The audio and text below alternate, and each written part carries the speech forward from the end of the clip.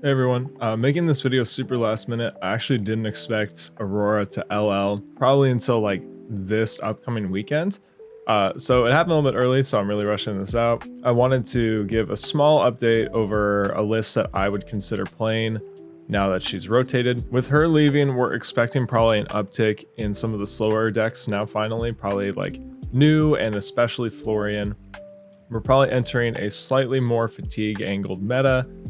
Now that the aggro deck with access to combo potential to push through blocking strategies with Flicker Wisp and Arc Lightning is gone. The only caveat is that every single time I build a Verdance list over this season with a new hero rotating, I end up still feeling like my original list from the 1K tournament is probably still worth considering. Basically, the main reason for this, Enigma left, and I thought I could cut all of my anti-illusionist tech, but then the problem is that Prism is also very popular and a strong hero, so then I consider that maybe they should still stay in regardless.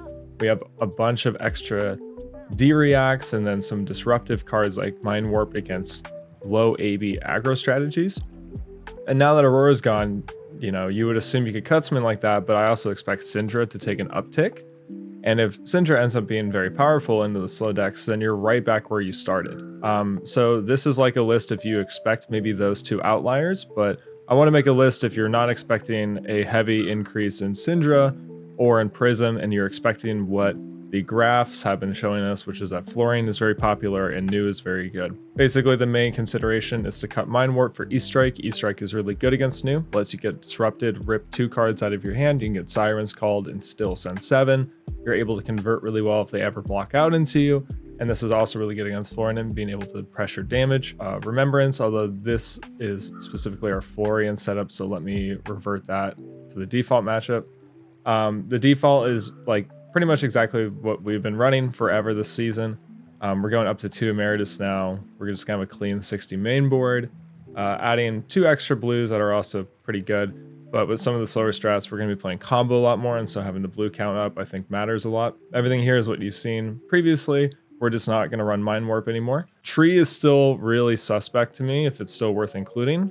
Cutting Mind Warp means that if you're going to Surgent and then send a spell at someone, really the only viable targets you're going to have are Destructive Aethertide or Pulsing.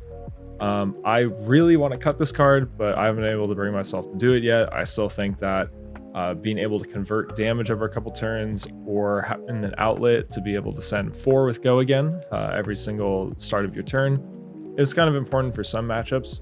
The rate on the card goes way down if you are cutting spells, but I think with how slow it is, you're able to set this up into a couple heroes. Like you probably need it against Florian in addition to your Scours. You would like to stack your tree and your Scours. The only thing is if Syndra comes back, I think Stonewall Gauntlet becomes your default arm piece. This is really good against spreading and Wrath turns, so you're going to get way more mileage out of this than you would Beckoner. Although if you still want to play Beckoner, it's totally fine. I think Beckoner is like more flexible than every other hero. It's just if we expect the new aggro deck to be Syndra, you might want to play Stonewall instead.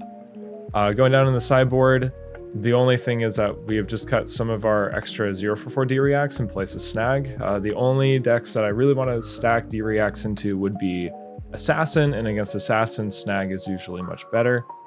If you think about something like a Bonds, you can shut down a Bonds that they play like a Justin Nick on, and it completely outclasses every single D-react you can play against them. And we still have our Remembrance and our 3 Evergreens. We're expecting a slow, grindy meta.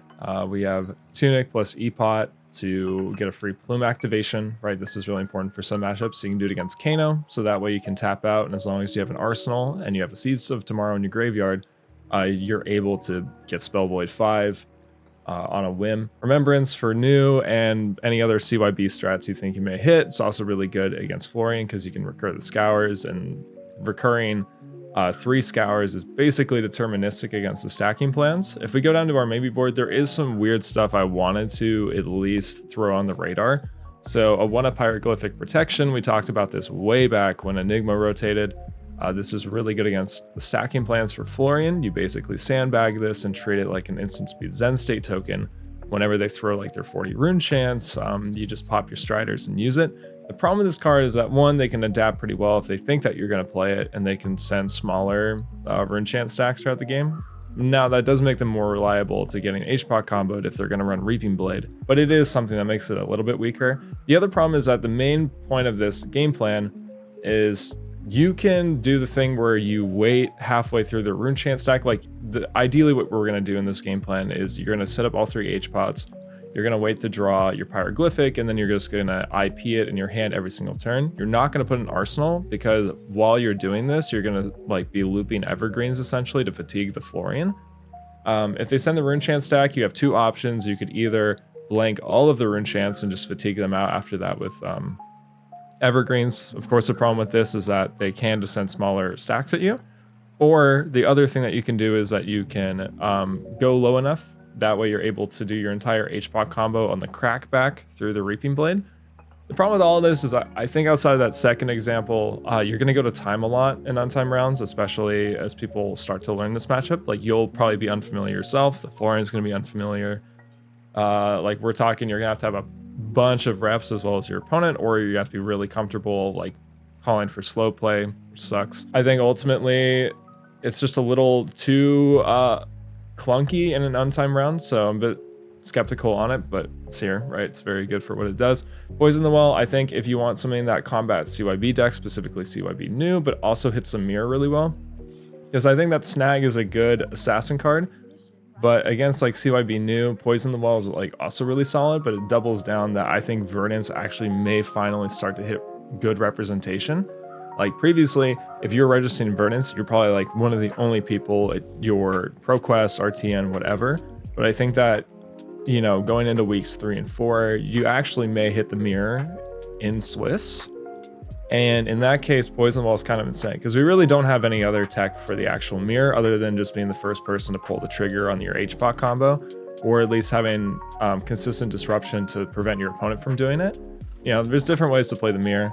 I admittedly, like most people, I'm somewhat inexperienced because nobody plays this hero, but as she increases in popularity, you may need to think about tech. Pummel is actually really interesting to me because we are on Tunic, and with slower decks, we actually do need to push over blocks. I think that being able to CNC Pummel against like Florian, for example, is like really insane, or like a more defensive new. I think some of these defensive strats, you can actually like punish them really hard by doing this. You'll leak so much damage.